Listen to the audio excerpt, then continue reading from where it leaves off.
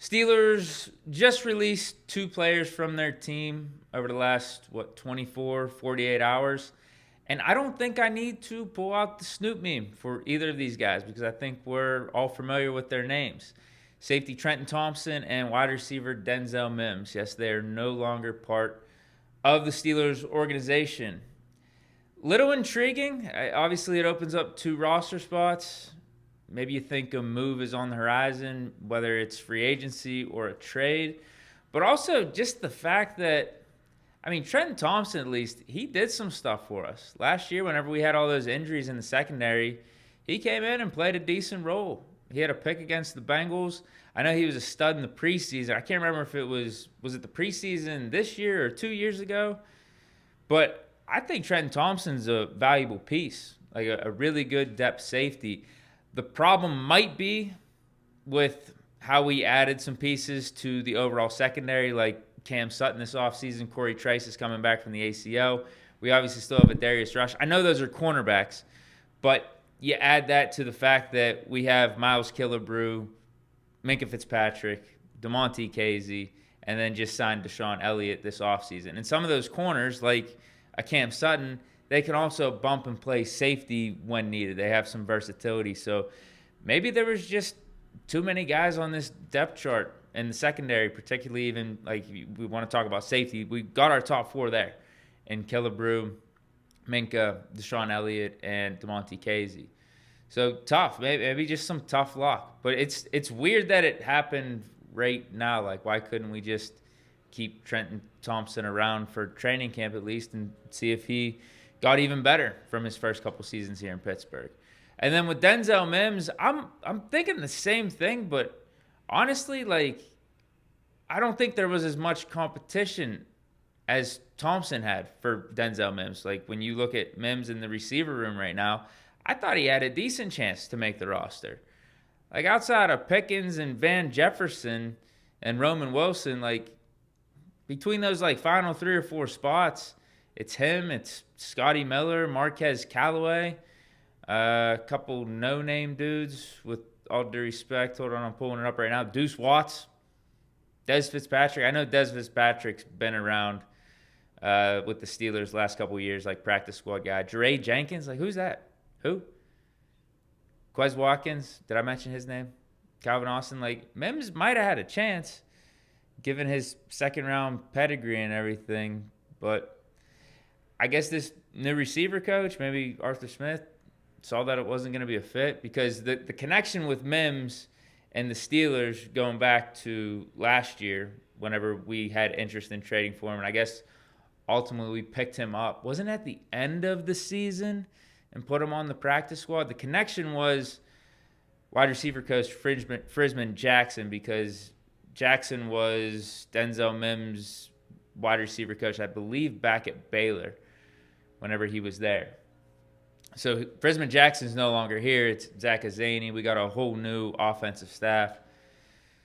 Just, yeah, I guess interesting why he's getting cut, why him and Trenton Thompson are getting cut right now, because, with the upside that both of these guys have, I think it would have been worthwhile to keep them around up until training camp, but maybe something is on the horizon. Could we sign a Michael Thomas? Could we be picking up another guy in the secondary as a free agent? A Brandon Aiyuk trade, because we got some more information on that recently, and if anything, it looks like it's trending in the wrong direction, at least if you wanted the Steelers to make a trade for Brandon Aiyuk.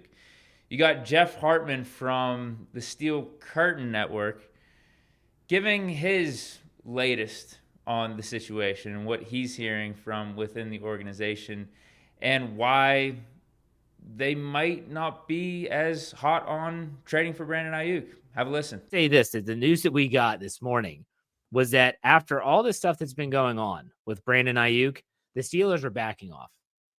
And in terms of this is from our source, he said that the interest went from boiling hot to lukewarm. And so that means that it's still warm, but it's not like, oh my gosh, we have to get this guy and we're going to do whatever it takes. We're going to move every stone in the way. We're going to leave no stone unturned, is what they would say. But here's the thing. it's not that the Steelers are not interested, but they're really shying away from Aiyuk based on some of the stuff they're seeing and some of the stuff that he's saying and doing. The Steelers don't want headaches. They don't want drama. And honestly, I'm for an Aiyuk trade, but I can also see this side of things. You could be seeing how Aiyuk has been putting his and the 49ers business out in public over the last couple months, and you're just looking at it like, bro, all right, like, how do I know you're not going to be doing that here? Like, you're kind of showing who you are over these last couple months when things aren't exactly going your way. What if we trade for you, give up some important assets, and things aren't going right over the first month or two? Russ ain't getting you the ball as much as you want. Maybe Pickens is showing that he's a much better receiver. Like, what is your response going to be then? Like, we just got rid of Deontay Johnson because we thought he was doing too much of this stuff. Why are we going to give up potentially a second-round pick and then pay you $25, $26 million per year for you to be doing similar things that Deontay was doing? And, you know, if you want to talk about just talent, wide receiver 2, Brandon Aiyuk is better than Deontay Johnson, but we might as well have just kept Deontay Johnson around because I don't think Deontay was doing his stuff to the degree that Brandon Aiyuk has been over this offseason. Like, Deontay had some contract struggles, had some contract, like, negotiation stuff going on over the last year or two. But it was mild, I think, compared to some of the stuff Brandon Aiyuk's putting out there on social media. Like, Deontay would do some cryptic stuff, but we really didn't get to see how he was really feeling. Like, he wasn't putting things out there like that. So why didn't we might as well have just kept Deontay Johnson around and have him finish out his contract. He's only $18 million on the books for this final season, and then, yeah, you figure it out in the offseason, as opposed to giving up asset, like a big-time asset, like a second-round pick, and paying you $25, $26 million per year on a multi-year deal, locking you into the organization's future here over the next 3 or 4 years. Like, why would we do all of that if there's potential for some of this stuff to pop up? Again, we might as well have just kept Deontay Johnson, even though Deontay is a worse receiver. But, I mean, he wasn't out there like Aiyuk's been out there over contract negotiations and some of this stuff. Might as well have just kept Deontay because he was already on the team. We didn't have to give up anything. We didn't have to give him an extension or a multi-year deal. It's like, we just could have seen how the rest of this year plays out. The rest of Deontay's contract plays out. So I can understand that if the Steelers are cooling off a little bit. But I would also understand if they still made the trade because Brandon Aiyuk is pretty damn good. And that's what Ray Fittipaldo of the Pittsburgh Post-Gazette is hinting at, that, yes, the Steelers may be cooling off right now, but I think they're going to wait until it gets really, really uncomfortable for the 49ers and they have to trade him for something less than what they originally intended. It says, I think for the Steelers, I think they're interested, but I think they're interested at their price. And I think what Omar Khan is going to do is he's going to wait until it gets really uncomfortable for John Lynch and Kyle Shanahan. And if you've noticed, Aiyuk is kind of starting to make it uncomfortable for the 49ers. So I think deadlines always spur these deals, right?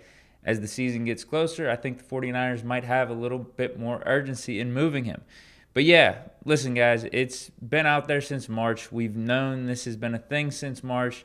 And I think if it's going to happen, probably not going to happen in June. I think it'll happen probably closer to training camp or the start of the season. Yeah, so it could just be smart business by Omar Khan and on the Steelers side of things here. And sticking to a price, sticking to what we value Aiyuk at, and we're not going to move off of it because there are other options out there. If we're really looking for another receiver, we could look at Michael Thomas on the cheap in free agency. We could try to get a Courtland Sutton, who's not going to take as much to get here.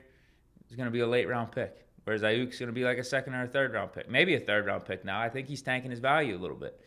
But obviously, Courtland Sutton, not going to be as much to get him in here.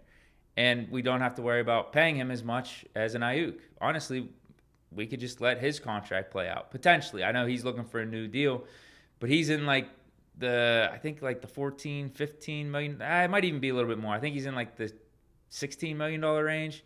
I think he wants something in like the 17, 18 million dollar for an extension for, multi-year deal. So yeah, that wouldn't be a bad idea. We got options. We don't have to trade for Brandon Aiyuk. Now I do think he would be an awesome fit here. He's a good blocking receiver, good route runner, physical guy that you could throw the ball down the field to, a vertical threat as well. Like, he's a really good player. I think he would be a perfect fit in this Arthur Smith scheme and being a receiver opposite of George Pickens. But if some of these things are popping up in the offseason with Aiyuk, he's putting him in the 49ers business out in public. I could see why the Steelers would be a little hesitant. It's like, bro, this ain't how you handle it right now. Like, if you want to become a Pittsburgh Steeler, I don't know if this is the best way to handle things. How do we know this isn't how it's going to be here in Pittsburgh? How do we know that? And we'll be giving up a pretty decent draft pick to get you. We're going to be paying you a lot of money, and you're coming from the outside. It's not like we drafted you and have got to see you here with the Steelers over the course of 3-4 years and like know what you're all about. No, we're bringing you in from the outside, and the little that we're seeing right now when things aren't exactly going your way, not optimal. Definitely not optimal. So I could see the Steelers' hesitancy, but this hesitancy could maybe ultimately work out for them if they say, hey, man, we don't need to go all in for Aiyuk. We don't need Aiyuk that bad. Let's just see how it continues to play out. I'm not opposed to making the trade. And let's say another month and a half goes by, things get worse for the Aiyuk and 49ers relationship, and the asking price might be even less, might be like a third-round pick. And that's when Omar Khan and the Steelers make their move, almost like what we did with Justin Fields.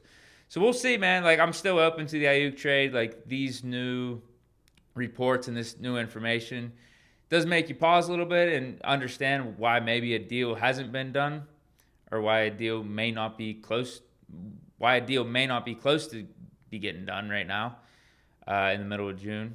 But let me know your thoughts down in the comments. Does this information change your opinion on an Aiyuk trade? What do you think of the Denzel Mims and Trenton Thompson releases? But I hope you enjoy today's show. Stay chilling, and peace.